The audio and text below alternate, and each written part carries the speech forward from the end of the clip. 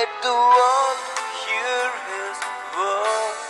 தன் பாவங்களை மறைக்கிறவன் வாழ்வடைய மாட்டான், அவைகளை அறிக்கை செய்து விட்டு விடுகிறவனோ இரக்கம் பெறுவான். நீதிமொழிகள் 28வது அதிகாரம் 13வது வசனம். பள்ளிச் சிறுவன் ஒருவனுக்கு கழுகுகள் மீது அளவற்ற அன்பு வந்தது. பள்ளிக்கூடத்தில் கழுகை பற்றி அவனுக்கு சொல்லிக் கொடுத்ததிலிருந்து அவனுக்கு கழுகுகள் பற்றி இன்னும் அறிய ஆசை வந்தது. கழுகுகளை பற்றிய ஆவணப்படங்களை அவன் நிறைய பார்க்க ஆரம்பித்தான். அதை பற்றி அதிகம் படிக்க படிக்க அவனுக்கு கழுகுகள் மீது அளவற்ற அன்பு பிறந்தது. அவன் தன்னுடைய கல்லூரி படிப்பை முடித்த பின்பு நான் நிச்சயமாக நேரில் சென்று கழுகுகளை பார்ப்பேன் என்று கூறினான்.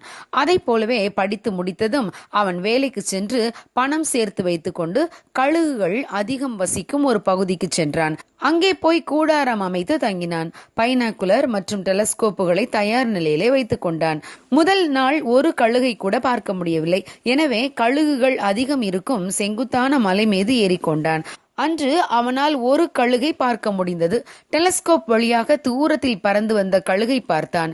அது போய் அமர்ந்த அதனுடைய கூட்டை பார்த்தான். அநேக நாட்களாக அந்த கழுகு கூட்டையும் அதில் இருந்த குஞ்சுகளையும் பார்த்தான். அது பறக்கும் விதங்களை கூர்ந்து கவனித்து ரசித்தான். திடீரென அந்த கழுகு ஒரு நாள் மிகுந்த வேகத்தில் கீழே இறங்கியது. சற்று நேரத்தில் ஒரு மரத்தில் ஏதோ ஒன்றை கொத்தி கொண்டு மீண்டும் மேலே வானத்தில் பறக்க ஆரம்பித்தது. ஆனால் தொடர்ந்து மேலே பறக்க முடியாதபடி கழுகு கீழே வந்து விழுந்தது. அந்த இளைஞன் கழுகு கீழே விழுந்த இடத்தை நோக்கி விரைந்தான். அவன் போய் பார்த்தபோது அந்த கழுகு கீழே செத்து கிடந்தது. அதன் சாவுக்கு என்ன காரணம் என்று பார்க்க இளைஞன் கழுகின் அருகிலே சென்றான். இந்த கழுகு தன்னுடைய கூர்மையான அலகினால் அந்த மரத்தை கொத்தி எடுத்து கொண்டு வந்தது ஒரு மரநாய் என்பது அப்பொழுதுதான் விளங்கியது. மரநாய் அந்த கழுகின் நெஞ்சு பகுதியை கடிக்க ஆரம்பித்தது. கழுகின் இதயத்தை கடித்து குதறியது. மரநாய் தன்னை கடிக்க ஆரம்பித்ததும் கழுகு தன் பிடியை விட்டிருந்தால் கழுகு பிழைத்திருக்கும். ஆனால் கழுகு மரநாயை விடாமல் பற்றி கொண்டிருந்ததுதான் அதன் சாவுக்கு காரணமாக அமைந்தது. அந்த இளைஞன் செத்துப்போன அந்த கழுகின் அருகே வந்து நின்று கொண்டு, நீ விடாமல் பற்றி கொண்டிருந்ததால் தானே செத்து போனாய் என்றான் கண்ணீரோடே. ஆம் பிரியமானவர்களே, இதை போலத்தான் பாவமும். பாவத்தை அநேகர் விடாமல் பற்றி கொண்டிருப்பதால் தான் அந்த பாவமே அவர்கள் சாவுக்கு காரணமாக மாறிவிடுகிறது.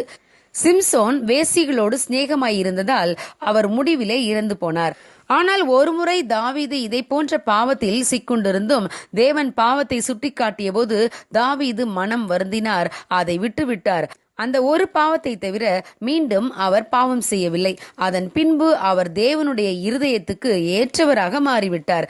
தேவன் அவரை ஆசீர்வதித்தார். ஆம் பிரியமானவர்களே, நாம் விடாமல் பற்றி கொண்டிருக்கும் பாவங்கள் நம் மரணத்திற்கே காரணமாக அமையும். எனவே பாவத்தை பற்றி கொள்ளாமல் தேவ பலத்தோடு அதை விட்டு விடுவோம். அப்பொழுது நாம் இரக்கம் பெறுவோம். God bless you. Have a good day.